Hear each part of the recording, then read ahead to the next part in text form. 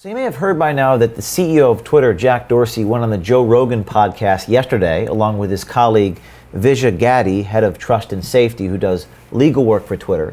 Check out what these two say to Joe Rogan about monitoring your direct messages. Do you read direct messages? We don't read direct messages. We don't read them unless someone reports a direct message to us that they have received. Does anyone in the company have access to direct messages other than that?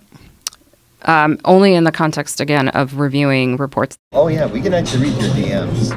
So we may have a contradiction between what Vijay Gadde told Joe Rogan and what our undercover cameras captured Mr. Clay Haynes, senior network security engineer at Twitter, telling us. Like everything? Like even like DMs?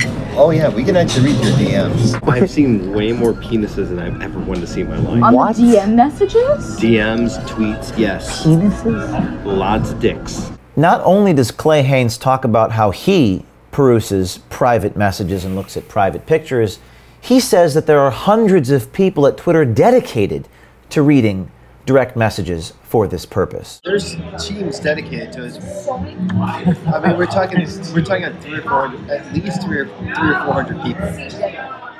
Yes, they're paid to look at dick pics. And not only are there hundreds of people dedicated to doing this, a guy named Pranay Singh, who works on Twitter's direct messaging team, says they store all of this stuff from private direct messages on their server for analytical and advertising purposes. So all your sex messages and your like dick pics are on my server now. You talking about just regular tweets or the DMs or both? Everything. Anything you post online. Wow. So even what you think is private, direct message, Yeah, they're analyzing it and selling that. Hey, what? A machine's gonna look at it.